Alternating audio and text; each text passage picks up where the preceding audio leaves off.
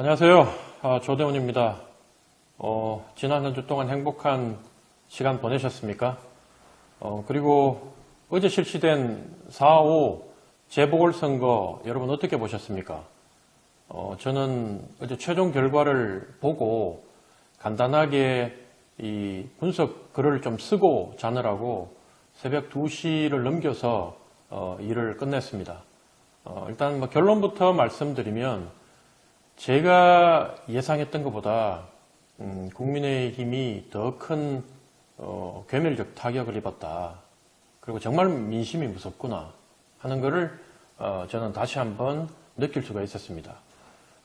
지금 국민의힘도 그렇고 민주당도 그렇고 이번 선거구가 전국 곳곳에서 실시된 재보궐선거가 아니고 지역구도 작고 국회의원 한 석밖에 없고 그 다음에 전부 다 기초광역의원이고 이러다 보니까 특히 국민의힘 쪽에서는 지금 의미를 상당히 축소하려고 노력을 하는데 제가 그걸 보는 순간 저 사람들은 정말로 이제 국민의힘이란 간판을 내리는 날을 받아놓고 하루하루 그 날짜로 다가가고 있는 상태구나 이런 거를 제가 다시 한번 깨달을 수가 있었습니다.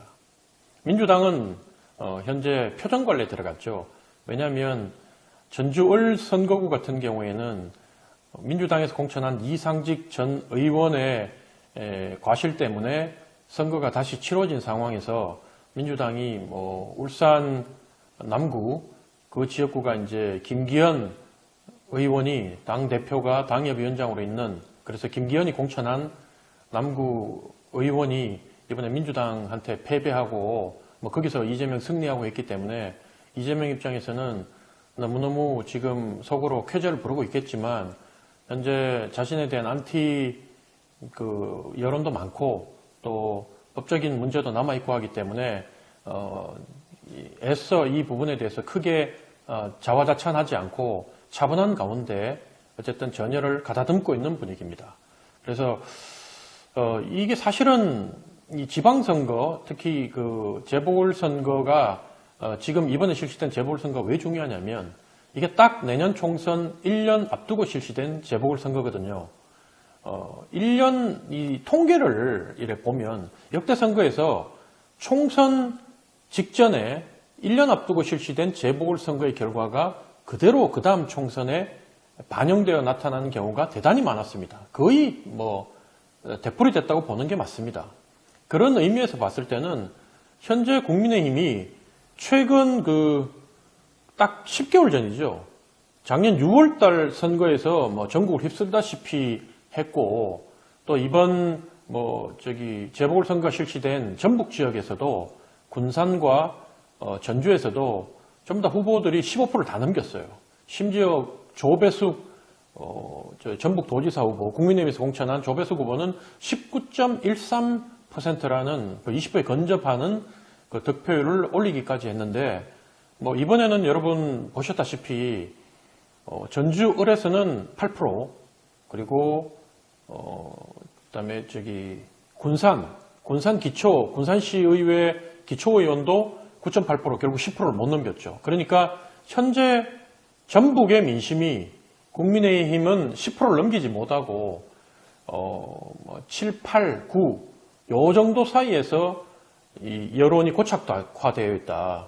그 말은 뭐냐면 전남으로 내려가면 이 표가 전남 광주로 내려가면 국민의힘 지지율이 더 지금 낮은 상태라는 것을 의미하고 있고 이 영향으로 충청권, 강원권 이런 데도 안심하지 못한다. 심지어 부울경까지 좀 이따 다시 울산 선거 제가 짚어드리겠지만 부울경까지도 위태롭다.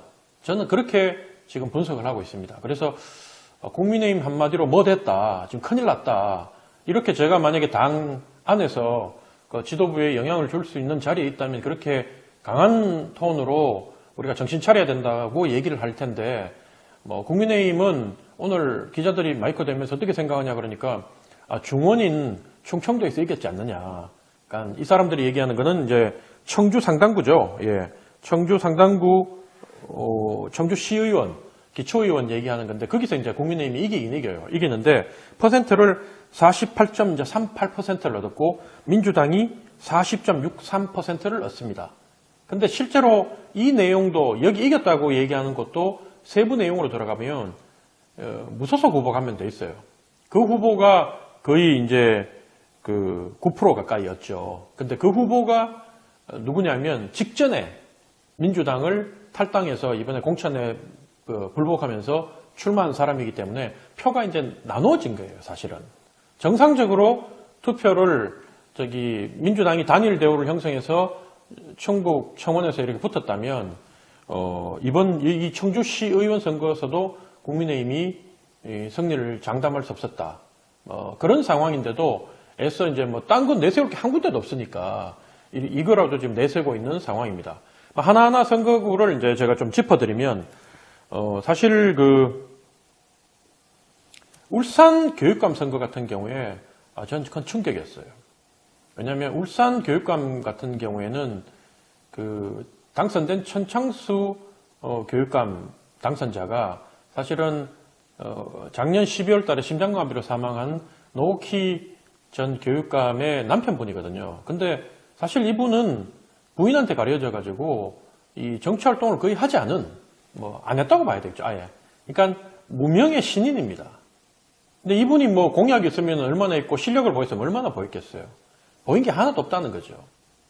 그리고 이분하고 상대했던 분, 그 후보 같은 경우에는 김주홍이라는 분이죠. 이분은 지난번에도 사실은 노키 후보하고 작년 6월 달에 선거를 치룰 때 보수 단일 후보로 노키 후보하고 경쟁을 했던 후보입니다. 그러니까 그만큼 그 지역에 인지도가 있는 그런 후보인데 그 후보가 지난번 노키 후보하고 김주홍 후보가 붙었을 때는 55대 45로 10% 차로 이렇게 패배를 했는데 이번에 무명인 천창수 후보가 몇 프로를 얻냐면 무려 62%를 얻어요. 울산 교육감 선거 사상 최다 득표율입니다. 그리고 김주홍 후보는 38%였습니다. 45% 떴던 사람이 7% 빠졌다는 거죠. 이게 뭘 의미하냐면 이 7%만큼 민심이 현 국민의힘하고 돌아선 거예요.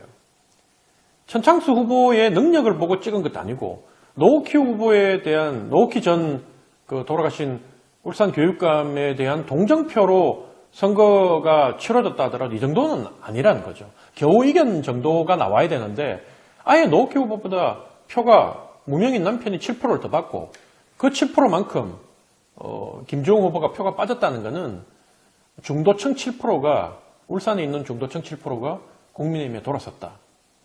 윤석열 대통령 당선되고 그 바람으로 겨우 이겼던 걸 1년도 안 된 사이에 다 까먹었다.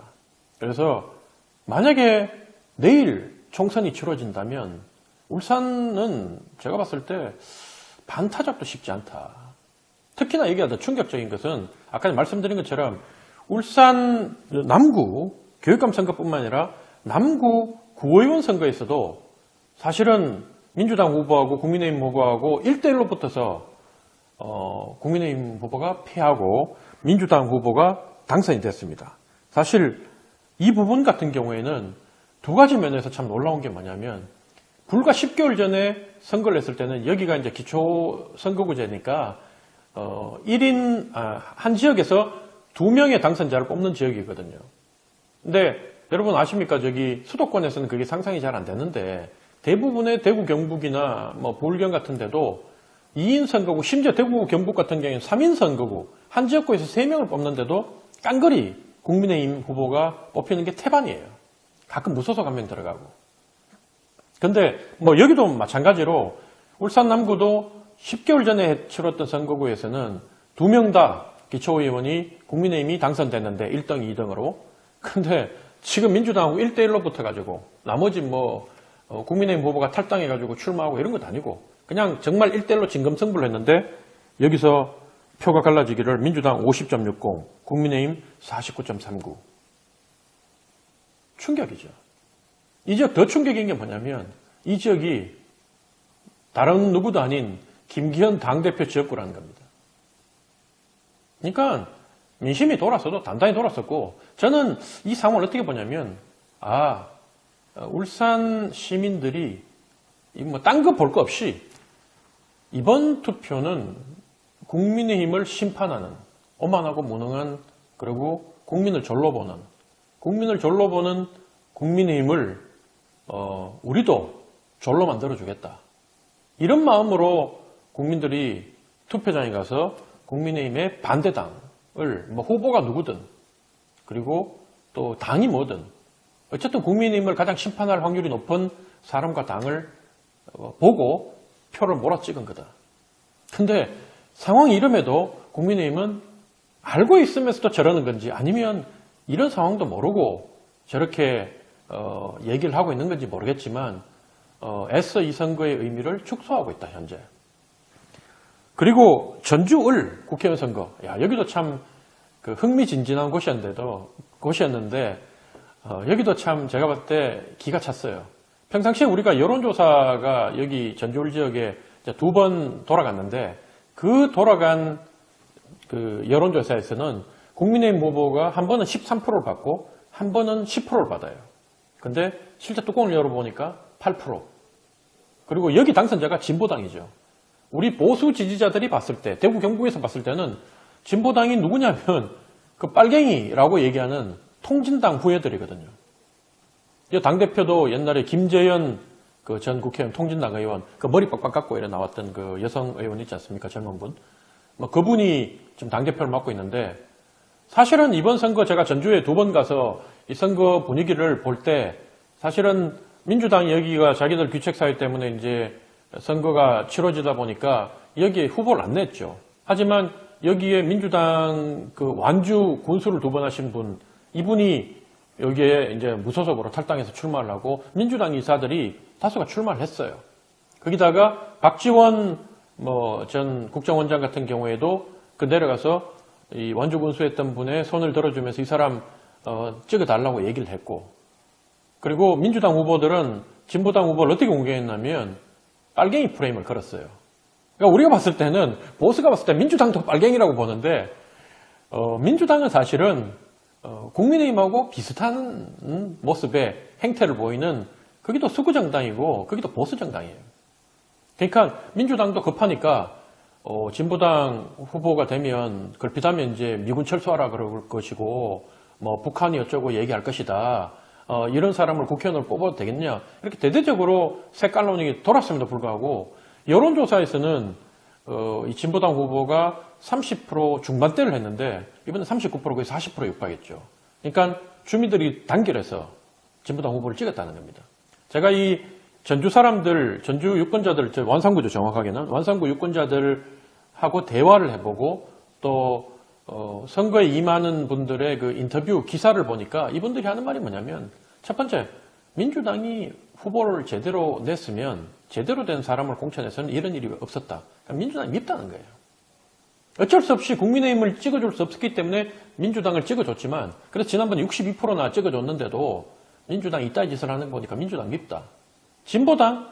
진보당은 이분들이 뭐 특별하게 애정이 있어서 그런 건 아니지만 현재로 바라봤을 때는 다 민주당 인사들이니까 국민의힘을 일단 제끼고 그 다음에 민주당 인사들인데 이 사람들도 싫고 경종을 울려야 될 것 같고, 그래서 선택한 게 진보당이다. 옆에서 아무리 빨갱이 그래도 요즘 세상에 빨갱이가 어딨냐? 아니 실제로 사람들은 물어보면 그래요. 아니 가끔 얼치기 좌파들이 있죠.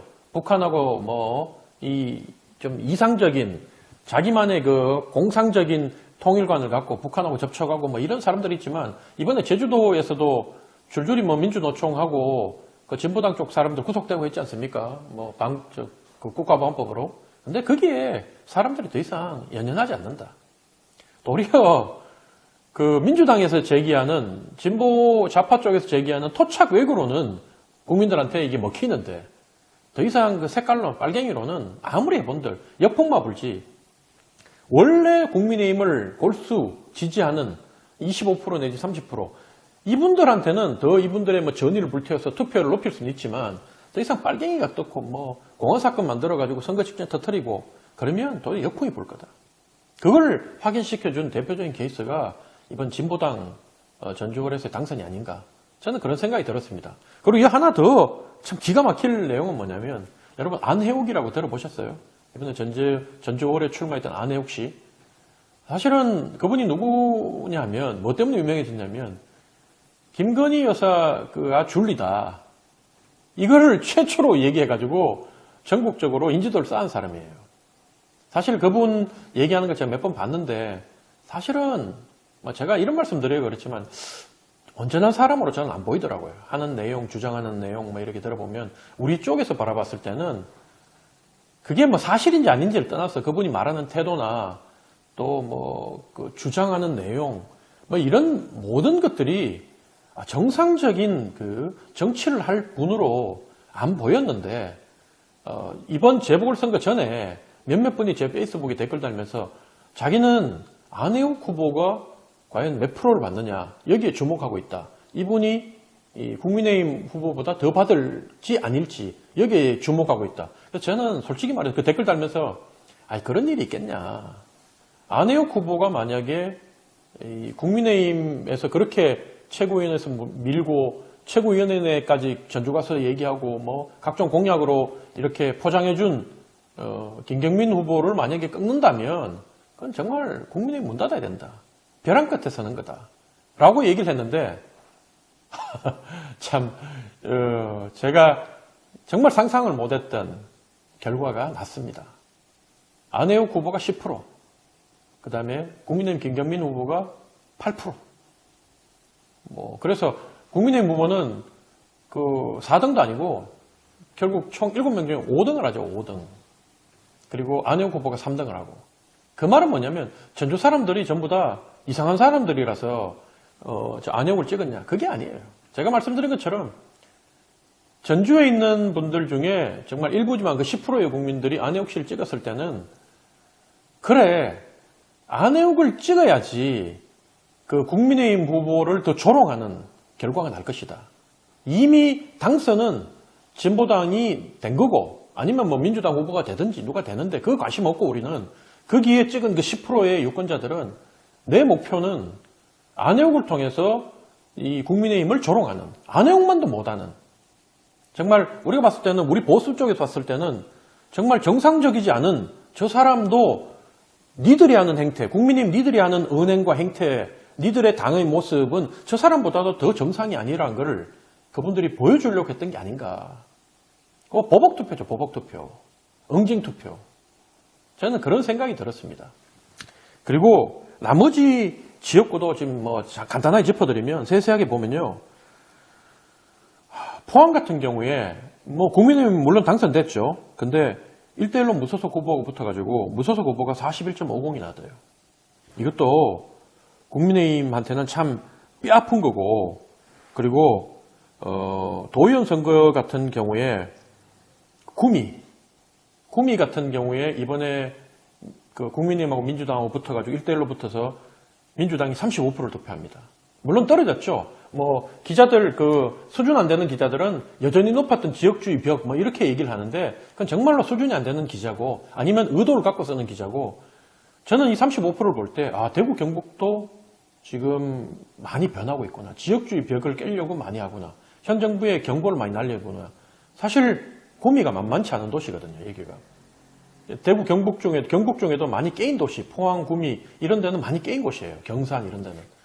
그래서 구미가 35%를 얻었는데, 사실은 10개월 전에 작년 구미시장 선거에서, 선거구가 지금 도의원이고 구미시장이지만 똑같아요, 지역구가. 한 개 선거구가 여기 도의원을 뽑으니까. 이 구미 같은 경우에 작년에 요 지역구에서 구미시장 나왔던 민주당 후보가 몇 프로를 넣냐면 24%에 거쳐요. 11% 득표를 더 했다는 겁니다. 민심이 대구 경북에서마저도 11% 더 돌아서서 국민의힘을 응징하려고 했다는 거죠. 이게 쉽지 않은 거예요, 이게 사실. 그리고 말씀드린 것처럼 울산 남구에서 결국 패배했죠. 그리고 우리가 봤던 전주가 아니라 군산에서도 결국 국민의힘 후보가 9.8%를 얻어서 4명 중에 4등을 합니다. 제가 이렇게 이제 이 글을 써서 사실 제 페이스북에 정리된 내용이 있는데, 이거를 전 기자들, 제가 알고 있는 기자 수백 명과 방송 작가들, 그리고 국민의힘 국회의원, 민주당 국회의원도 몇 명 이 주소록에 있는 분들하고 그렇게 해서 수백 명한테 보냈어요. 국민의힘 의원들도 50% 이상 이미 확인을 했고, 제가 보낸 내용을. 그러니까 제 블로그가 오늘 또 재보궐선거 이후에 이게 메인에 4.5, 4월 5일 재보궐선거 그 블로그로 제일 탑으로 메인에 꽂아가지고 지금 조회수가 3,000명 이상이 이제 이거를 봤는데, 사실 거기에 이제 댓글이 몇 개 달렸는데, 그래도 아직 총선까지 1년 정도의 시간이 있으니까 따라갈 가능성이 있지 않느냐. 그래서 제가, 가능성이 있지. 세상에 가능성이 없는 게 어딨냐. 근데, 사람과 조직은, 사람이든 조직이든 쉽게 변하는 게 아니다. 변할 것 같으면 이미 변했겠지. 이미 수많은 경고음이 있었는데, 만약에 제가 그랬어요, 그분한테. 변하려면, 이 정도 변하면 국민의힘이 살 길이 있다. 그 살 길은 뭐냐면, 비대위원장으로 유승민이나 김세연 같은 사람을 세울 수만 있다면 좀 변할 것이다. 근데 제가 김세연 의원하고 좀 친해요. 그렇다고 유승민 의원하고 친하냐? 그것도 아니에요. 그런데 제가 왜 이런 얘기를 하냐면, 그 사람들이 좋든 싫든 간에 그 정도의 파장을 일으킬 수 있는, 국민의힘이 지지리도 싫어하고 정하고 미워하는 사람인데도 이 정도로 살아보려고 바뀌는구나. 예전에 친박 친이가 싸울 때 친이 정권이 이제 이명박 정권이 막 말기로 가면서 막 무너지려고 할 때 그때 어떤 일이 있었습니까? 2012년 총선 때 그때 그 이명박 대통령이 있는 당에서 비대위원장을 누굴 세워요? 박근혜 비대위원장을 세워요. 그리고 돌파를 하죠. 그때 그런 친이계에서 박근혜 세우고 싶었겠어요. 세우면 우리 다 죽이려고 그럴 건데. 근데 그렇게 해가지고 어쨌든 하나로 뭉쳐가지고 변화의 모습을 보이면서 돌파를 했거든요. 근데 현재 국민의힘은 그럴 가능성이 저는 거의 없다. 한 1% 정도 가능성이 있다면 1%. 세상에 0은 없으니까. 그 이유는 여러 가지가 있지만 윤석열 대통령이 이명박 대통령만큼 그렇게 정치력 또 그렇게 이 머리가 비상하지가 않다. 정치적 머리가. 이명박 대통령은 대표적으로 이런 거 안 따졌거든요. 살기 위해서는 무슨 일을 하는 사람이 이명박 대통령이니까. 그리고 현재 대통령의 임기가 너무 많이 남았다. 아직 1년도 안 지났잖아요. 우리는 지루해 죽겠다고 하는 사람들이 주변에 널려 있는데 아직도 1년이 안 됐냐는데 아직도 대통령 임기가 1년이 안 지났습니다. 임기가 너무 많이 남았고 둘러싸고 있는 사람들이 아직까지 나머지 권력을 잃더라도 빼먹을 게 너무 많기 때문에 지금 현재의 스탠스 기조를 바꾸지 않을 것이다. 그래서 저는 어떻게 보냐면 국민의힘은 제가 이제 이 재보궐선거를 통해서 마지막으로 결론을 짓고 마치면 국민의힘은 더욱더 나락으로 떨어질 것이다. 그래서 언제까지? 국민의힘은 아마 연말쯤에 두 가지 상황에 부딪히면 그때 정신 차리고 뭔가 변화를 모색할 할 건데, 첫 번째, 국민의힘의 당 지지율과 민주당의 당 지지율이 한 10% 가까이 혹은 10% 이상 벌어지는 모습이 이번 하반기, 원래 9월달 이후 10월, 11월, 12월달 쯤 나오면 그때는 국민의힘이 내부에서 대통령 탈당해라, 지도 물러나고 비대위로 가자 이러면서 변화를 모색할 것이다. 두 번째, 이번 하반기쯤에 제3당, 신당이 뜰 것입니다. 그 신당이 뜨게 되면 가장 그러니까 의석수를 가장 많이 잃게 될 것은 민주당인데, 민주당이 빼먹어야 될 수도권 같은 데서 제3당이 이 의석수를 차지할 가능성이 높은데, 호남하고.